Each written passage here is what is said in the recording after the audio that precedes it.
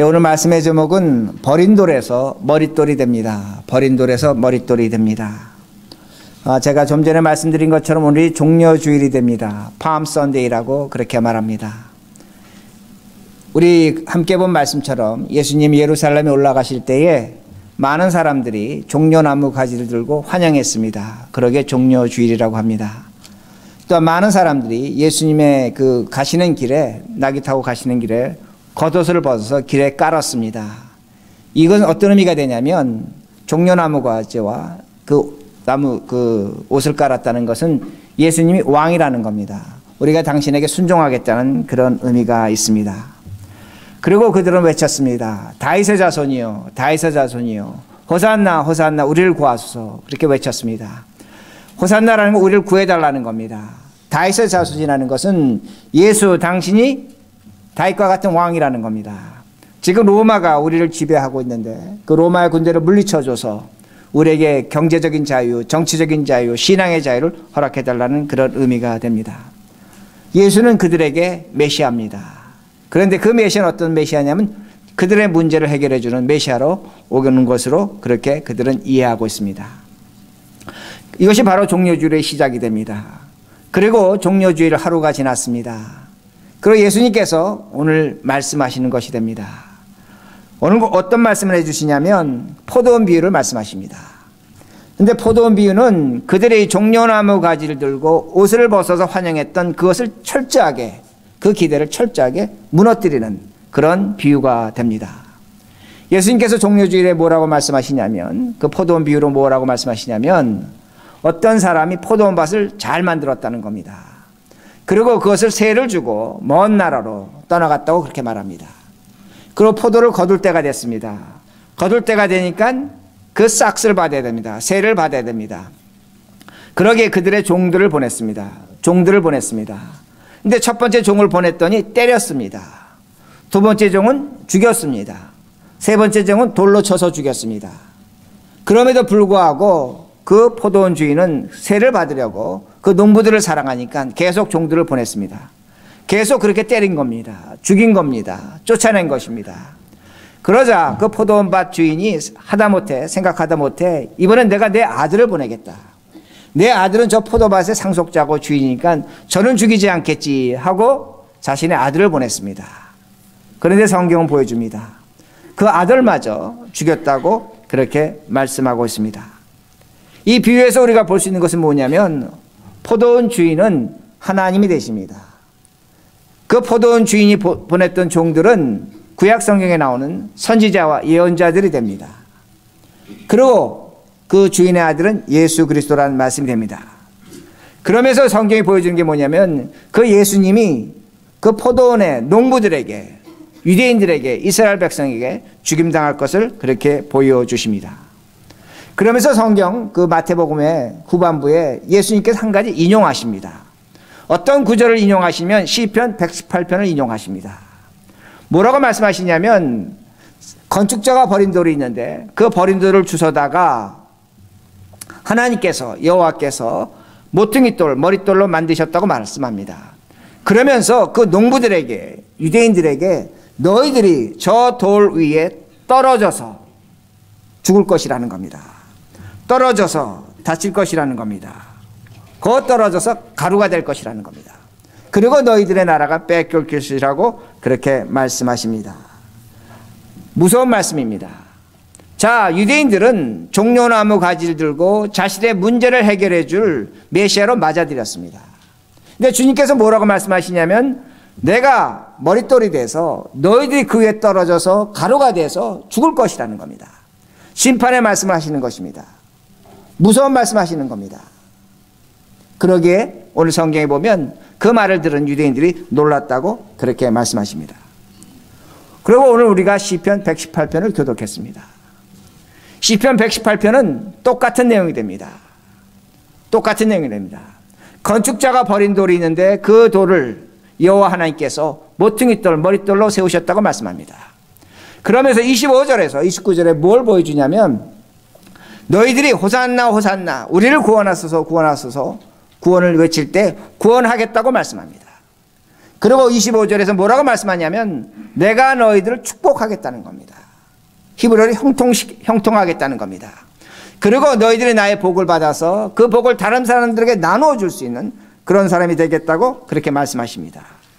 그리고 그 백성들이 하나님께 감사와 영광을 돌린다고 그렇게 말씀합니다. 똑같은 머릿돌입니다. 똑같은 모퉁이돌입니다. 그런데 너무나 차이가 납니다. 마태복음에서는 그 유대인들이, 그 이스라엘 백성들이 그 돌에 떨어져 죽습니다. 가루가 됩니다. 심판을 받습니다. 그러나 시편 118편에서는 그 백성들이 그 머릿돌로 말미암아 은혜를 받습니다. 영광을 받습니다. 축복을 받습니다. 왜 이런 극단적인 차이가 나타나는가 합니다. 똑같은 머릿돌을 두고 마태복음에서는 극단적 심판이 나타납니다. 시편 118편에서는, 구약에서는 하나님의 은혜와 복이 나타난다는 겁니다. 왜 그런가입니다. 그러게 먼저 시편 118편 22절을 보시기 바랍니다. 23절 제가 읽어드립니다. 건축자가 버린 돌이 진 모퉁이의 머릿돌이 되었나니 이는 여호와께서 행하신 것이요 우리 눈에 기이한 바로다. 기이한 바로다. 우리가 이해할 수 없다는 겁니다. 그런데 그 돌로 집을 지었다고 말씀합니다. 이스라엘에 가보시면 그 옛날에 지어놓은 집들을 볼 수가 있습니다. 다 돌입니다. 다 돌입니다. 나무를 쓸 수가 없습니다. 나무는 왕궁이나 성전에만 썼습니다. 가보시면 식탁도 돌입니다. 의자도 돌입니다. 짐승이 먹는 그 구유도 돌입니다. 다 돌입니다. 그걸로 집을 짓습니다. 근데 유대인들이 집 지을 때 큰 돌을 양쪽에 놓습니다. 그리고 그보다 작은 돌로 이렇게 쌓아 올라갑니다. 그러면 상식적이지만 돌이 올라가면 올라갈수록 불안정해집니다. 그러게 그 돌을 갖다 약간 경사를 지게 합니다. 경사를 줘서 두 벽이 만나게 합니다. 그럼 여러분 아시겠지만 아치형으로 짓는 겁니다. 그럼 두 개가 서로 밀게 됩니다. 밀게 되면 무너지지 않습니다. 근데 그때 그렇게 두 벽을 만나게 할 때 한 돌을 놓습니다. 가장 좋은 돌입니다. 가장 튼튼한 돌이 됩니다. 그 돌을 갖다 끼우는 겁니다. 그럼 무너지지 않습니다. 그걸로 캡스톤이라고 합니다. 근데 다른 말로 탑스톤입니다. 가장 높은 자리에 가장 좋은 돌이 올라간다는 겁니다. 이것이 머릿돌이라는 그 말씀이 됩니다. 그러면 시편 118편에서 왜 건축자가 버린 돌이 모퉁이 돌이 되게 했는가? 이 의미는 과연 무엇인가입니다.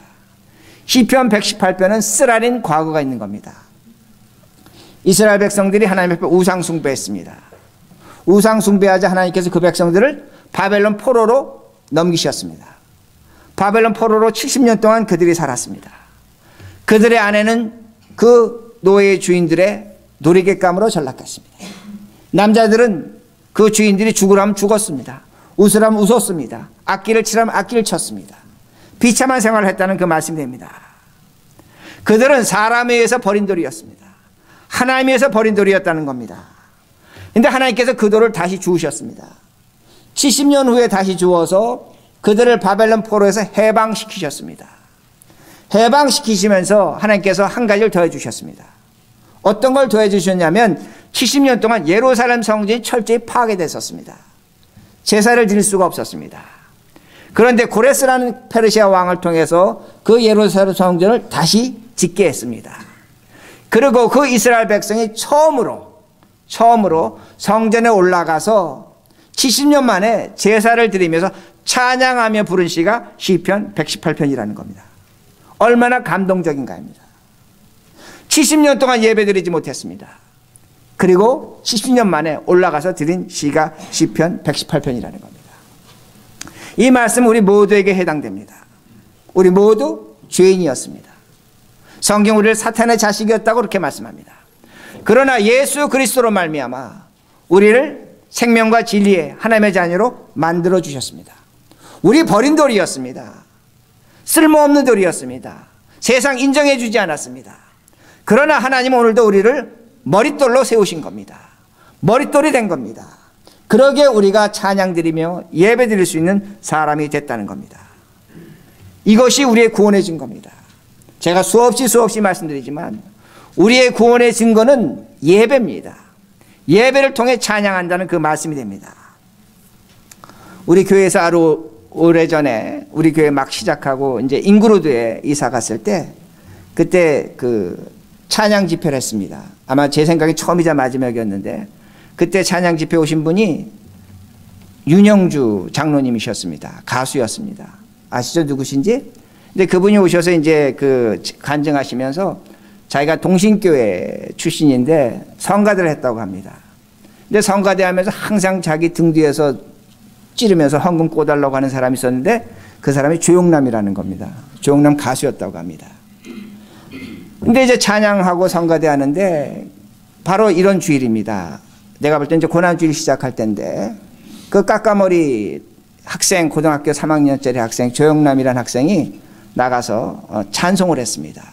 너무나 감동적인 찬송을 한 겁니다. 또 온 교인이 그 찬송을 듣고 눈물을 흘렸다고 합니다. 그리고 본인 그 윤영주 학생 윤영주도 그때 처음으로 찬양을 통해서 하나님께 영광 돌리고 그 음악으로 그 찬양으로 감동받는다는 걸 자신도 알았다고 말합니다. 오늘 우리 마찬가지입니다. 오늘 우리가 예배를 드립니다. 기도를 합니다. 성경을 봅니다. 예배 중에 찬송을 합니다. 하나님께 구원의 증거입니다. 하나님께 찬양한다는 그 말씀이 됩니다. 이 찬양으로 오늘도 성가대가 참 연약한 가운데 하셨지만 우리 감사한 겁니다. 감동이 있는 겁니다. 하나님께 영광이 되는 것입니다. 그러나 이것만이 찬송이 아니라는 겁니다. 이것만이 찬송이 아니라는 겁니다. 여러분, 오늘 포도원비유에서 유대인들이 있습니다. 이스라엘 백성들이 있습니다. 여러분, 유대인 회당에 가서 한번 예배 드리는 거 보시기 바랍니다. 처음부터 끝까지 찬양입니다. 그들은 찬양합니다. 유대인들 파티할 때 몇 사람만 모여도 기타 들고 노래칩니다. 그게 유대인들의 파티입니다. 그들은 기도할 때 찬양으로 기도합니다. 성경 읽을 때 찬양으로 성경 읽습니다. 그러게 유대인들이 말할 때 우리의 예배의 시작은 찬양에서 찬양으로 끝난다고 그렇게 말합니다. 근데 놀라운 겁니다. 찬양을 그렇게 했음에도 불구하고 종들이 왔을 때 그 종들을 죽였습니다. 찬양을 그렇게 했음에도 불구하고 주인의 아들을 죽였다는 겁니다. 성경 보면 주인의 아들을 죽이면서 이가 상속자니 이를 죽이면 우리가 포도원을 가질 수 있다고 그렇게 기록하고 있습니다. 찬양은 했습니다. 열심히 기도했습니다. 열심히 성경 읽었습니다. 그런데 그들에게 욕심이 있었습니다. 탐욕이 있었습니다. 거짓이 있었습니다. 살인이 있었다는 그 말씀이 됩니다. 찬양하지만 거짓과 살인과 욕심이 있었다는 말씀이 됩니다. 이것이 바로 그들입니다. 그들이 어떻게 되는가? 그 머릿돌에 떨어져서 가루가 돼서 쫓겨난다고 성경은 말씀합니다. 잘못된 찬양이라는 겁니다. 찬양은 하지만 잘못된 찬양이라는 겁니다. 그러면 진정한 찬양이 무엇인가입니다. 무엇인가입니다.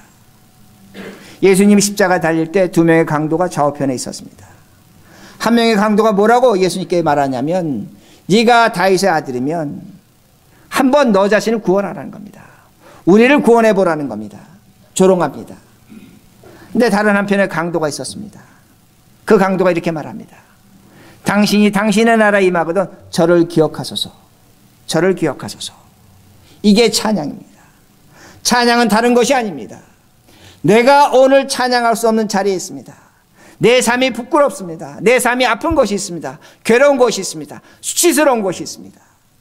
그럼에도 불구하고 하나님 바라본다면 그것이 찬양입니다. 그것이 찬양입니다. 남편이 하루 종일 나가서 일했습니다. 아내도 하루 종일 일했습니다. 집에 돌아왔습니다.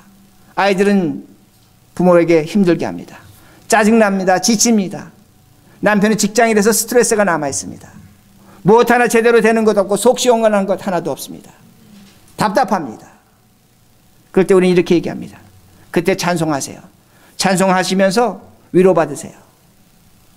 물론 그럴 수도 있습니다. 그러나 진정한 찬양은 그것이 아닙니다. 그럼에도 불구하고 식탁에 앉아서 웃으며 식사하는 것이 찬양입니다. 진정한 찬양은 무엇이냐면 내 이 모습, 죄된 모습, 약한 모습, 수치스러운 모습, 사람에게도 보이고 싶지 않은 그 모습, 하나님께 내가 여기 있나 하다고 나갈 수 있는 찬양이라는 겁니다. 이것이 찬양이라는 말씀이 됩니다. 하나님은 이렇게 찬양한 자를 축복해 주십니다. 그러기에 시편 118편은 다른 것이 아닙니다. 70년 동안 바벨론 포로 생활했습니다. 무너진 성전 와서 예배 드리는 겁니다. 정말로 죄된 자들입니다. 정말로 부끄러운 자들입니다. 아무것도 남지 않은 겁니다. 그들이 찬양하는 겁니다. 그들이 하나님 내가 여기 있나이다. 포로들입니다. 노예들이란 그 말씀이 됩니다. 그러나 하나님은 그들을 이렇게 축복해 주십니다. 25절에 29절 25절에 29절 시편 제가 읽습니다. 여호와여 구하옵나니 이제 구원하소서. 호산나입니다. 이게 여호와여 우리를 구하옵나니 이제 형통하게 하소서. 여호와의 이름으로 오는 자가 복이 있으며 우리가 여호와의 집에서 너희를 축복하였도다. 여호와는 하나님이시라. 그가 우리에게 빛을 비추셨으니 밧줄로 절기제물을 제단불에 맬지어다. 주는 나의 하나님이시라리이다. 주는 나의 하나님이시라. 내가 주를 높이리이다. 여호와께 감사하라. 그는 선하시며 그의 인자하심이 영원하미로다. 영원하미로다. 노예입니다. 아무것도 갖고 있지 않습니다. 그러나 그들이 하나님 앞에 나올 때 하나님이 그들을 축복하십니다. 호산나 우리를 구원하소서. 내가 너를 구원해 주겠다는 겁니다. 내가 너를 형통하게 해주겠다는 겁니다. 내가 너에게 축복해 주겠다는 겁니다. 너의 복이 넘치다 못해서 다른 사람과 나눌 수 있도록 해주시겠다고 그렇게 말씀하십니다. 그리고 하나님의 선하심과 인자하심이 영원하다고 그렇게 찬양합니다. 이것이 과연 성경의 말씀인가입니다. 이것이 과연 우리에게 그렇게 일어날 수 있는가입니다. 1530년에 종교개혁가 마틴 루터가 그 캐톨릭의 손을 피해서 죽기 일보 직전에 코브르라는 성에 숨어 있었습니다. 그 성에서 8개월에서 10개월 동안 숨어 있었습니다. 언제 죽을지 모릅니다. 발각되면 죽습니다. 근데 그때 그가 거기서 아우스부크스부르크스라는 신앙 고백을 쓰게 됩니다. 유명한 신앙 고백이 됩니다. 근데 그때 그가 그 10개월 동안 숨어 지내면서 그에게 가장 큰 힘을 준 성경이 있었습니다. 그것이 바로 오늘 시편 118편입니다. 그는 시편 118편으로 희망을 가졌습니다. 용기를 가졌습니다. 그리고 그 중에 17절을 갖다가 너무나 좋아서 벽에 썼습니다. 제가 읽어드립니다. 우리가 함께 오늘 봉독한 말씀이 됩니다. 내가 죽지 않고 살아서 여호와께서 하시는 일을 선포하리로다. 내가 죽지 않고 살아서, 나는 지금 죽을 수 있다는 겁니다. 나는 지금 버린 돌이라는 겁니다. 그러나 하나님께서 나를 머릿돌로 만들어 주신다면, 죽지 않게 하신다면 나는 하나님의 일을 선포하겠다고 그렇게 말합니다. 여기서 마틴 루터의 신앙이 생깁니다. 마틴 루터의 전투적 믿음이 생깁니다. 마틴 루터의 그 거친 신앙, 그 전투적 믿음이 여기서 생긴다는 그 말씀이 됩니다. 시편 118편으로 말미암아 그가 종교개혁의 기초를 짭니다. 여러분, 종교개혁 이전에 독일은 7명의 황제가 다스렸습니다. 한 나라의 황제가 7명이었습니다. 분열의 국가였습니다. 싸움의 국가였습니다. 독일은 유럽에서 교황의 그 말을 가장 잘 듣는 나라였습니다. 그 별명이 교황청 신이었습니다. 엄청난 세금과 엄청난 그 11조를 갖다 바쳤습니다. 독일의 농부들, 장사하는 사람들이 있었지만 그 교황청의 앞자에 푸거 가문이 있었습니다. 그들이 다 빼앗아 갔습니다. 그러나 반발하지 못했습니다. 가장 가난한 나라였습니다. 당시에 포르투갈이나 스페인이나 영국은 식민지를 개척했습니다. 나라가 점점 강해졌습니다. 독일만 그렇지 못했습니다. 그런데 종교개혁하는 겁니다. 마틴 루터의 시편 118편이 있었다는 말씀이 됩니다. 그 시편 118편으로 마틴 루터가 변했습니다. 그 신앙이 변했습니다. 독일 사회가 변했습니다. 독일이 변했습니다. 종교개혁 이후로 독일은 문화적인 꽃을 피웁니다. 정치적으로 군사적으로 가장 강국이 됩니다. 그것이 지금까지 전해지는 겁니다. 그리고 그들은 그들의 국교를 루터란이라고 합니다. 마틴 루터의 이름을 딴 것입니다. 무엇 때문에 그랬습니까? 시편 118편이라는 그 말씀이 됩니다. 똑같습니다. 오늘 우리도 그 시편 118편을 통해서 전투적인 믿음을 가져야 된다는 겁니다. 죄와 싸워야 한다는 겁니다. 우리들은 예수 그리스도로 말미암아 죄 없는 사람이 됐습니다. 죄 없는 사람이 됐습니다. 우리들이 죄 없는 것을 믿는다면 죄 없는 사람답게 살아야 됩니다. 죄 없는 사람답게 살려면 죄와 싸워야 합니다. 싸우지 않으면 죄는 우리 가운데 그대로 머문다는 말씀이 됩니다. 구원의 증거가 뭔가? 죄와 싸움이란 그 말씀이 됩니다. 그러게 오늘 본문 19절 20절 보시기 바랍니다. 19절 20절 제가 읽습니다. 내게 의의 문을 너를 열지어다. 내가 그리로 들어가서 여호와께 감사하리로다. 이는 여호와의 문이라. 의인들이 그리로 들어가리로다. 우리들에게 하나님의 문이 있습니다. 의의 문이 있습니다. 생명의 문이 있습니다. 무엇을 얘기합니까? 하나님 세계에 있다는 겁니다. 우린 이 세상 살지만 하나님의 정신으로, 믿음의 정신으로 산다는 말씀입니다. 그러게 제가 다시 말씀드립니다. 포도원 농부들, 이스라엘 백성들 찬양했습니다. 예배드렸습니다. 기도했습니다. 11조 했습니다. 누구보다 하나님 열심히 섬겼습니다. 그러나 그들에게는 전투적인 믿음이 없었습니다. 죄와 싸우질 않았습니다. 그러게 그 포도원에 뭐가 남았습니까? 살인이 있고 시기가 있고 질투가 있고 욕심이 있고 파괴가 있는 것입니다. 무엇 때문에 그 인생에 그것이 남아있는가 합니다. 죄와 싸우지 않았다는 그 말씀이 됩니다. 그러기에 오늘 우리도 마찬가지입니다. 구원이라는 것은, 예수 믿는다는 것은 정신적 체계가 달라지는 겁니다.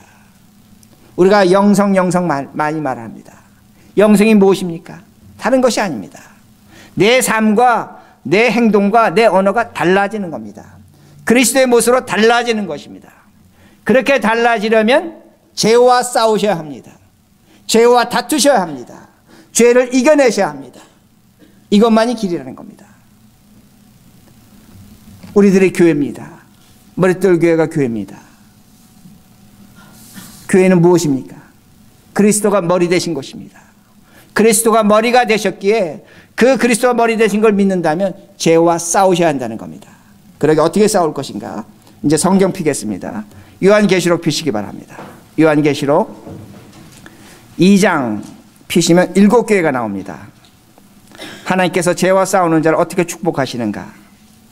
제가 교회를 얘기하고 절을 얘기할 때 여러분 그 절 나오면 여러분 읽으시기 바랍니다. 우리 함께 읽겠습니다. 요한계시록 2장부터 3장이지만 자, 먼저 예배소 교회입니다. 예배소 교회입니다. 이기는 자라는 단어가 나오는데 이긴다는 건 죄와 싸워 이겼다는 겁니다. 죄와 싸움입니다. 2장 7절 예배소 교회입니다. 시작. 귀 있는 자는 성령이 교회들에게 하시는 말씀을 들을지어다. 이기는 그에게는 내가 하나님의 낙원에 있는 생명나무 열매를 주어 먹게 하리니. 서머나 교회입니다. 11절 시작. 귀 있는 자는 성령이 교회들에게 하시는 말씀을 들을지어다. 이기는 자는 둘째 사망의 해를 밟지 아니하리니. 버가마 교회입니다. 17절 시작. 귀 있는 자는 성령이 교회들에게 하시는 말씀을 들을지어다. 이기는 그에게는 내가 감추었던 만나를 주고 또 흰돌을 줄 터인데 그 돌 위에 새 이름을 기록한 것이 있나니 받는 자 밖에는 그 이름을 알 사람이 없느니라. 두아디라 교회입니다. 26절부터 28절 시작. 이기는 자와 끝까지 내 일을 지키는 그에게는 만국을 다스리는 권세를 주리니 그가 철장을 가지고 그들을 다스려 질그릇 드리는 것과 같이 하리라. 나도 내 아버지께 받은 것이 그러하니라. 내가 또 그에게 새벽벌을 주리라. 3장에 넘어갑니다. 사대교회 5절 사대교회 5절 시작. 이기는 자는 이와 같이 흰옷을 입을 것이요 내가 그 이름을 생명책에 결코 지우지 아니하고 그 이름을 내 아버지 앞과 그의 천사들 앞에 시인하리라. 빌라델비아 교회입니다. 12절 시작. 이기는 자는 내 하나님 성전의 기둥이 되게 하리니 그가 결코 다시 나가지 아니하리라. 내가 하나님의 이름과 하나님의 성 곧 하늘에서 내 아버지께서 내려오는 새 예루살렘의 이름과 나의 새 이름을 그의 위에 기록하리라. 마지막 라오디아 교회입니다. 21절 시작. 이기는 그에게는 내가 내 보좌와 함께 앉게 하여 주기를 내가 이기고 아버지 보좌와 함께 앉은 것과 같이 하리라. 뭘 얘기합니까? 싸우셔야 합니다. 죄와 싸우셔야 합니다. 죄와 싸우지 않으면 오늘 내 삶 속에 시기와 미움과 원망과 질투와 갈등과 더 나아가 살인밖에 남아있지 않습니다. 주님은 말씀하십니다. 그것은 내 돌 위에 떨어질 것이라는 겁니다. 박살날 것이라는 겁니다. 가루가 될 것이라는 겁니다. 그의 나라를 내가 빼앗겠다고 그렇게 말씀하십니다. 그러나 싸우라는 겁니다. 싸우면 이기는 자에겐 오늘 요한계시록에서 우리에게 주어진 그 축복이 있는 겁니다. 시편은 우리에게 말씀합니다. 형통하게 하시겠다고 말합니다. 그 복을 나누는 자가 되게 하겠다고 그렇게 말씀하십니다. 그러기에 오늘 우리가 이 말씀을 통해서 이 종려주일에 내 죄와 싸우시길 바랍니다. 세상 죄와 싸우시기 바랍니다. 때로는 질 때가 있을 겁니다. 넘어질 때가 있을 것입니다. 그러나 우리는 이길 수 있는 자가 됩니다. 이 말씀 믿으시고 죄와 싸우시면서 오늘 하나님께서 주시는 우리에게 그 축복, 그 영광을 누리시는 우리 모두가 되기를 간절히 바랍니다.